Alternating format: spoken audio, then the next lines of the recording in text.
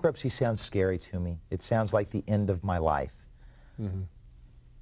What do you think about that? What do you see in your office and the people that you deal with? How does bankruptcy affect people? Everybody feels like it's the end of their life. I mean, that's why they try to avoid it. They'll try for several years to pay off the debt, to do anything they can to avoid bankruptcy. What they fail to realize is bankruptcy is kind of the new beginning, actually. They call it a fresh start because in either a Chapter 7 or a 13, the debt that's bringing you down is wiped away. You don't have to ever pay it again, and you get to start over, and you do get to build credit. You know, one of the biggest things is the day after you file, you can buy a car. A lot of people come in and think, oh, you know, I don't want to file bankruptcy because I can't buy a car for 10 years. And it's not true. It is reported on your credit for 10 years, and that's where they kind of get that idea in their head. But the reality is you can buy a car. You do start off at higher interest rates. 14% is the best interest rate you're going to get in a car, no doubt about it. But 2 years after a bankruptcy, you can buy a car for 6 to 8% interest.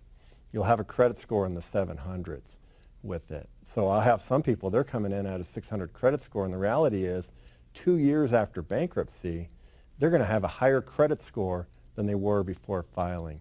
And it's just kind of getting over that fear with it. And a lot of the fear is, I call it the emotional guilt. All of my clients do not intend to file bankruptcy.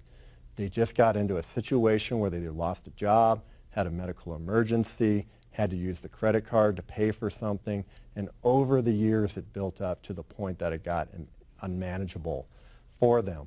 And it's at that time they come in and they have to get a solution.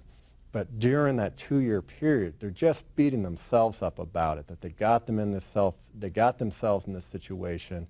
They feel the responsibility to get it out.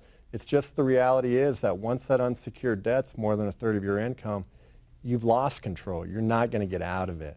And that's once they kind of understand that, and they look at it as a financial decision.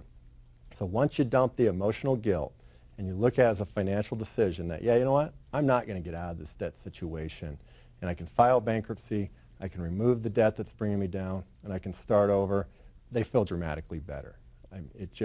They do, because of the stress of the finances brings them down. And by the time the people get discharged, they're like completely different people.